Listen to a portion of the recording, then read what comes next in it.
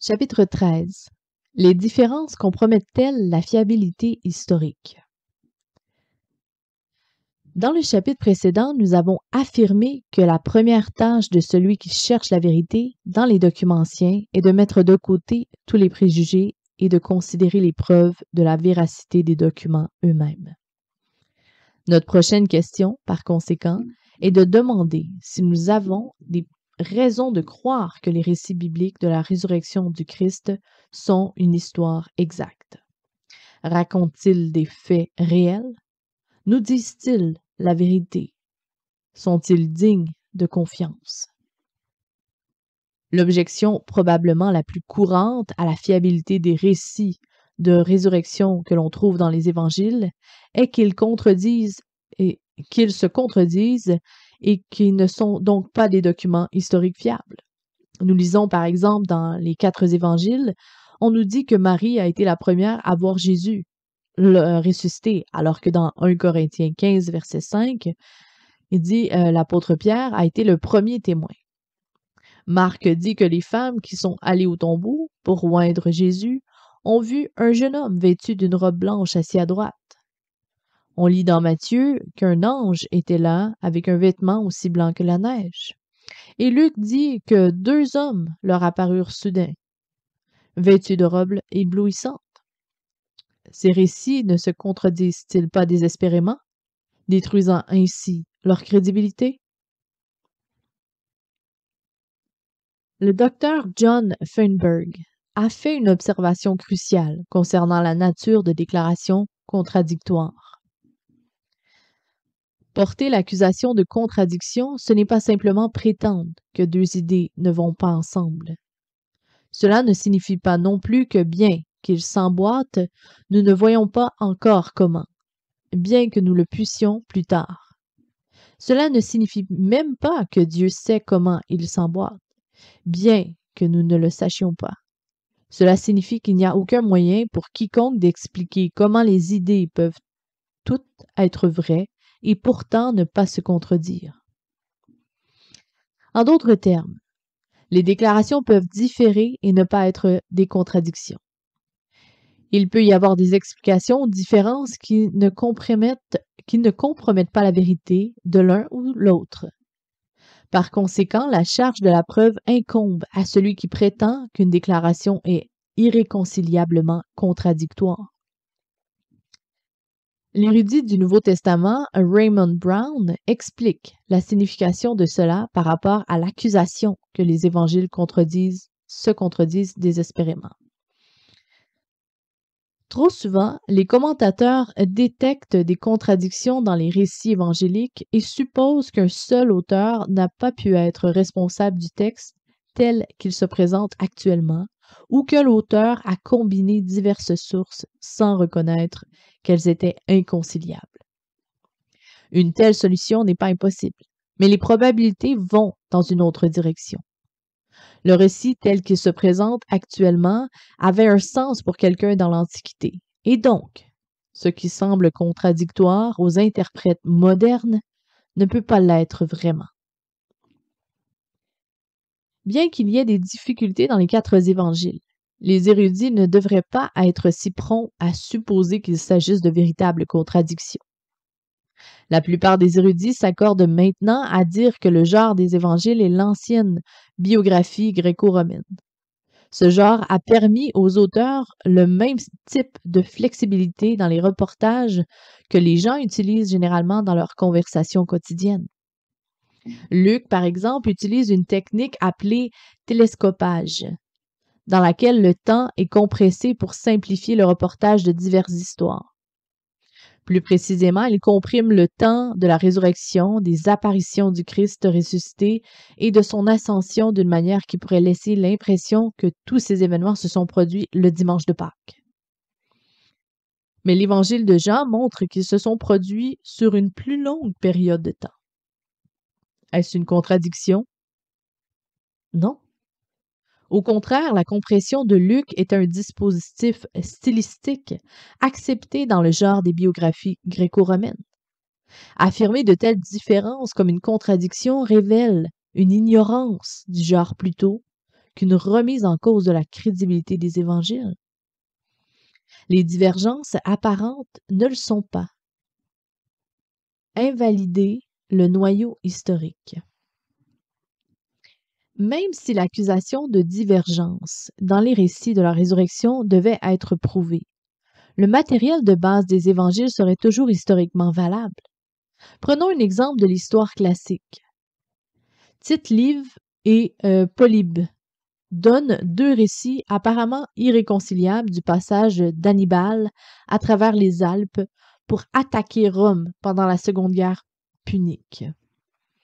Bien que les récits se contredisent, personne ne remet en question qu'Hannibal ait mené une telle campagne. Même s'il était démontré que les évangiles se contredisent en fait, ce qui n'a pas été prouvé d'ailleurs, le noyau des évangiles serait toujours considéré comme une histoire fiable. L'harmonisation.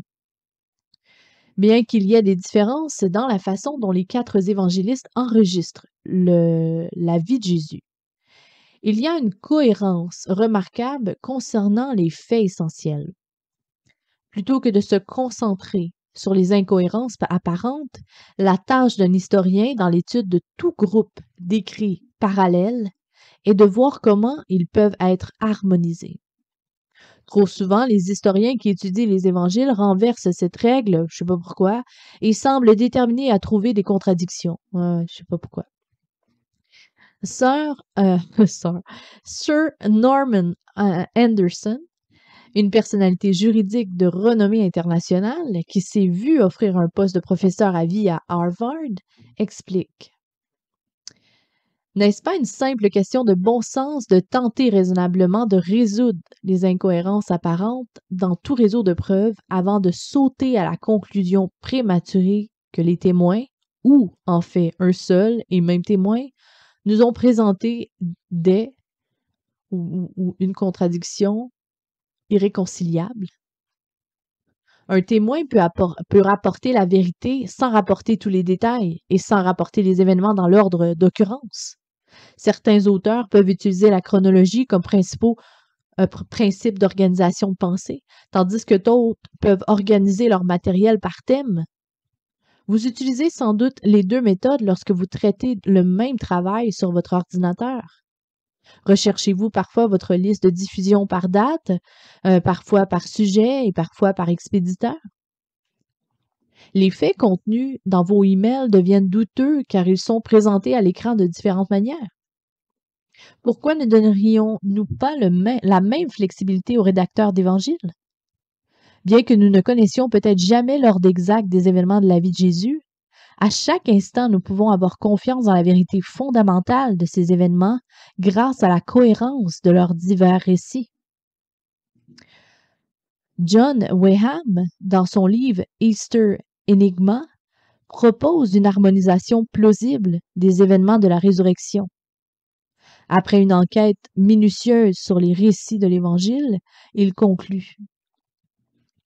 Je n'avais aucun doute réel sur le fait que les auteurs des évangiles étaient des gens honnêtes et bien informés, mais je n'étais nullement attaché à l'opinion que les contes étaient corrects dans tous les détails. En effet, j'ai été impressionné dans mes premières études sur les histoires de résurrection par la nature apparemment insoluble des divergences. En lisant tout ce que je pouvais et en étudiant attentivement le texte grec, j'ai progressivement découvert que de nombreuses pièces du puzzle se rejoignaient. Il me semble maintenant que ces récits de résurrection présentent d'une manière remarquable les caractéristiques bien connues d'un reportage précis et indépendant, car superficiellement, ils montrent une grande disharmonie, mais après un examen attentif, les détails se mettent progressivement en place. Malgré les différences, une analyse plus approfondie des récits de la résurrection révèle une harmonie cachée.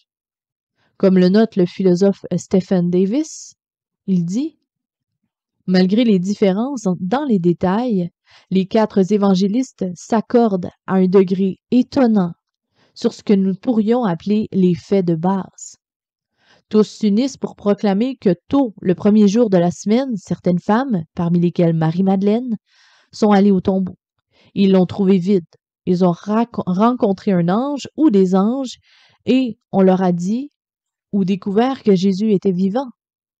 Il y a aussi un accord frappant entre Jean et au moins un des synoptiques sur chacun de ces points. Les femmes ont informé Pierre et ou d'autres disciples de leur découverte. Pierre est allé au tombeau et l'a trouvé vide, et Jésus ressuscité est apparu aux femmes. Il leur donna des instructions pour les disciples. C'est pourquoi l'historien et théologien Craig Blomberg a conclu que la plupart des accusations ont été répondues de manière adéquate à plusieurs reprises par ceux qui ont écrit pour défendre la fiabilité des évangiles. La grande majorité des lecteurs des évangiles synoptiques, c'est-à-dire Matthieu, Marc et Luc, ont été frappés non pas par les différences entre eux, mais par leurs remarquables similitudes. Divergence apparente comme preuve positive. Des avocats, des philosophes, des historiens, des journalistes et d'autres ont constaté que les divergences apparentes, plutôt que de diminuer la fiabilité des évangiles, soutiennent en fait leur fiabilité. Le chercheur britannique N.T. Wright observe que l'inexactitude et la qualité haletante des récits évangéliques ajoutent en fait à leur valeur. Voilà, dit-il, c'est à quoi ressemble et sonne le témoignage d'un témoin oculaire. Le docteur Paul Maier, M-A-I-E-R, conclut que les variations dans les récits de la résurrection tendent à soutenir plutôt qu'à saper leur authenticité. Il démontre qu'il y avait plusieurs traditions indépendantes issues d'un événement qui devait en effet s'être produit pour leur donner naissance. Le journaliste William Proctor démontre qu'un principe clé du journalisme est que les journalistes couvrant la même histoire doivent s'attendre à ce que leur interprétation soit quelque peu différente, tout comme nous le trouvons dans les récits des 4 auteurs de l'Évangile. Il explique: ce type de divergence dans les articles écrits sur les mêmes événements est un phénomène courant lorsque des journalistes agressifs et indépendants sont au travail pour plusieurs raisons. Premièrement, aucun journaliste, aussi compétent soit-il, ne peut raconter tout ce qui se passe dans une situation confuse et évoluant rapidement. Chacun sélectionnera automatiquement des faits en fonction de ses idées, de ses intérêts, de ses préjugés. Et par conséquent, les histoires finales sont forcément dissemblables. Deuxièmement, un bon journaliste peut creuser un peu plus profondément dans une direction que n'importe qui d'autre. Et un autre bon journaliste peut explorer dans une direction tout à fait différente. Dans cette situation, les résultats seront inévitablement quelque peu différents, même si chaque rapport représente toujours des facettes de la même histoire. Proctor conclut que les 4 évangiles, en raison de leur accord complet sur les faits clés, malgré leurs divergences apparentes, représentent le meilleur type d'écriture journalistique. Le célèbre avocat Simon Greenleaf a écrit un examen minutieux des témoins de l'Évangile d'un point de vue juridique. Il affirmait que des copies qui avaient été aussi universellement reçues et suivies des faits de les 4 évangiles auraient été reçues en preuve dans n'importe quel tribunal sans la moindre hésitation. Les divergences apparentes dans les récits évangéliques de la résurrection n'invalident pas la vérité de l'événement. Ils l'affirment, en fait. Les divergences mineures des auteurs ne donnent qu'à l'enquêteur objectif et impartial aucune raison de rejeter la vérité des récits de la résurrection comme une histoire fiable. Fin du chapitre.